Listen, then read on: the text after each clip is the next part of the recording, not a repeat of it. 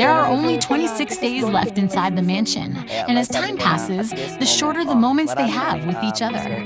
Come and let's hear every content creator's story of what it is like to be inside the House of Collab Mansion. Masasabi ko na I deserve to win the 1 million pesos.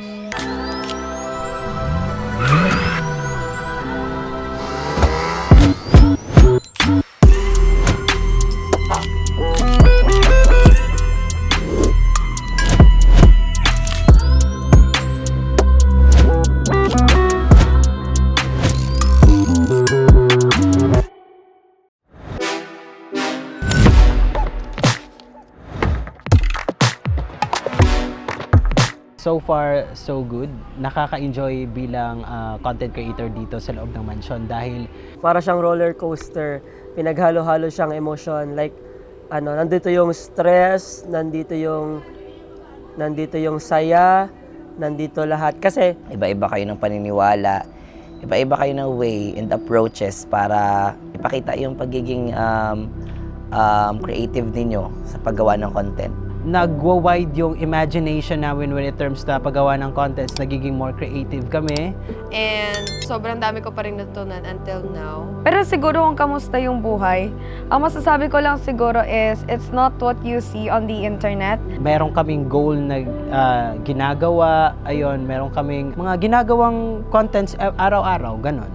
Most of the content creators or influencers sa social media, makikita nyo na ang ganda ng contents nila, na ang taba ng utak nila pagdating sa ganito, sa ganyan. Parang nadidisiplina kami sa pagiging content creator dito sa loob ng mansyon. And now na nandito na ako, like, meron akong chance na ma-explore kung paano nila ginagawa yun. Guys, hindi madali, okay?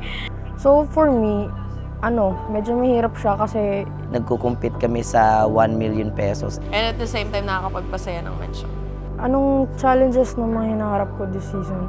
Siguro na-challenge lang ako sa sarili ko, hindi sa kanila. Kasi gusto kong higitan yung sarili ko araw-araw. Sa araw-araw na challenge, sa araw-araw na binibigay na task dito sa loob. Of course, family din, family problems, and yung mga problema sa labas na hindi mo talaga siya maiiwanan kahit nandito ka sa loob, alam mo yon. nagkaroon ako ng struggle about sa sarili ko, about sa mga challenge. Pag hindi ako comfortable sa place or sa mga ginagawa ko, parang nagkakaroon ako ng bad feelings or nagkakasakit talaga ako, parang ganun. Siguro yung mga challenges ko dito sa loob ng mansion is like para mag-gain ng mga supporters. Ayun. Kung paano ko ba mako-convince yung mga Talk Nation na suportahan ako kung ano yung kaya kong gawin dito. And of course, wala kang kakampi dito eh. So, kahit magkaibigan kayo, magka-love team kayo, wala kang kakampi. You will stand on your own lang talaga dito. So, nahirapan ako lalo na sa mga sales. Kasi sa sales kasi pera ang usapan eh. Sa physical kasi sarili mo lang yung dala-dala mo. Kaya parang mahirap. Tapos there's time meron din na parang physical. Yung magbibet kami, itataya namin yung followers namin, pataasan ng followers. Yan yung pinakamahirap din for me nun. Kasi that doesn't mean athlete ako or what, nag-gym ako or what, lamang ako sa lahat. Meron talagang mga lalaki na sobrang malakas pa rin sa babae. So, that time, nahihirapan talaga ako. Sa harap ng camera, dapat mukha kang okay, wala kang problema. Natutunan ko lang na i-separate yung challenges ko or yung pain ko sa labas. Though nakaka-down siya and nakaka-drain siya, pero yun eh. Lahat naman tayo nagkakaroon ng problema sa buhay. No season 3 ko, lagi kong sabay. Kung may problema sa bahay, dinadala ko dito and hindi ako nakapag-focus. Kailangan natin isang tabi muna yun for a while. Ngayon kasi, ang technique ko is nalaman ko na kung paano paghiwalayin yung problema ko sa labas sa problema ko sa loob. Kasi pag masyado kang nagpa-down and lagi mong iniisip yun, hindi ka talaga makaka-focus and mas lalo ka lang talaga madidrain sa mga mangyayari. And good thing, naka-help siya sa akin as a content creator kasi mas nakakapag-focus ako or namomotivate ko yung sarili ko sa problema ko na nasa labas. Inspirasyon ko, Inspiration, of course, my family. Biggest inspiration ko talaga is yung family ko. Kasi Every time I wake up, pagtingin ko sa cellphone ko, meron akong quote na nababasa to motivate myself, picture ng jowa ko and picture ng bunso ko. All for Luna lagi lahat ng ginagawa ko. Kaya kahit nahihirapan na ako, kahit umiiyak na ako every night, it's it's okay kasi para naman sa kanya yung ginagawa ko. And Parang gusto ko na kasi na hindi na like umasa ba sa family ko and Kailangan kong galingan, kailangan ko pang lumaban kasi Someone told me kasi, which is, sabi niya sa akin, sobrang lapit mo na sa 1 million. You are so near. Parang pagpatuloy mo. Kasi, alay mo, makukuha mo yun. Kasi, ang lapit mo na eh. Sinabi niya nga mismo sa akin na parang, on the other side, Lahat ng pangyayari, pwede siyang mabago within a minute, within a second. Sobrang bilis mabago ng mga pangyayari. So parang believe in yourself na kaya mo naman eh. Kasi pag sa sarili mo talaga, hindi pa nagsisimula, tas alam mo agad na hindi mo naman kaya, is wala talagang mangyari sa'yo. kaya, bawal sumuko. Kasi maraming nakapasan sa akin. especially, I am fighting, not just for myself, I am also fighting for those people who believe in me. And at the same time, lumalaban ako para sa little sister ko. Kaya ako palagi na ma-motivate kasi Sa pagiging panganay ko, kaya ko maging breadwinner. Kaya gusto ko talagang manalo ng 1 million pesos. pag ako tinanong kung feeling ko ba mananalo ako, sasagot ko yes. at first talagang yun yung manifestation ko. Yun yung sinasabi ko sa sarili ko na ako ang mananalo ng 1 million pesos at walang makakatibag sa akin.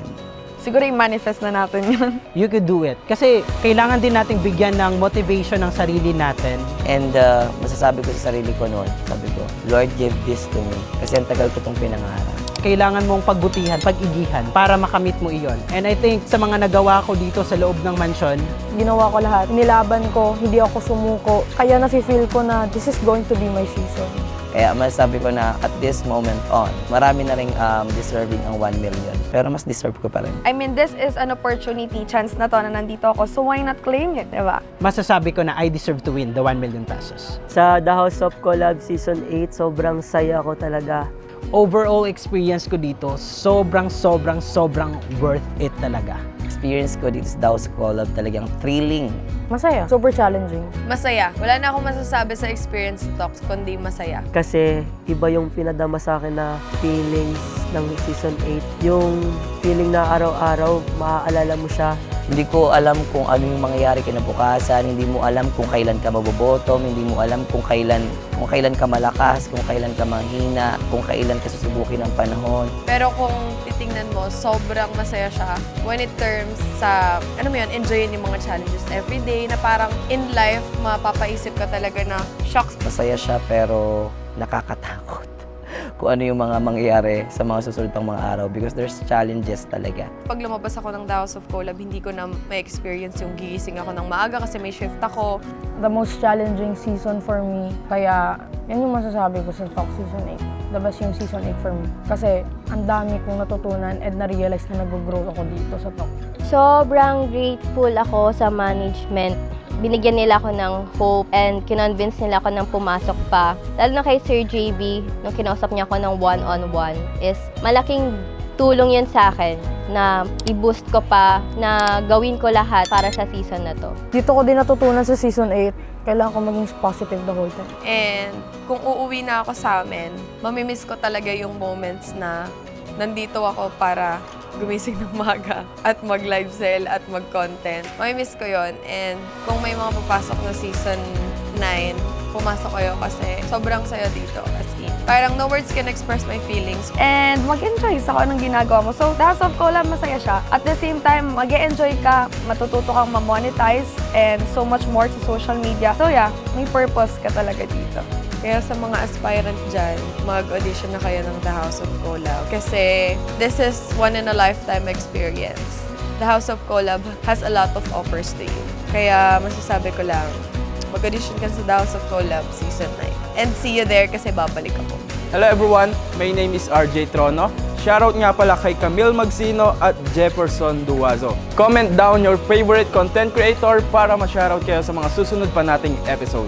Please like, comment, share, subscribe, and don't forget to click the notification bell para mas updated kayo sa mga susunod nating episode. Dito sa The House of Collab Season 8.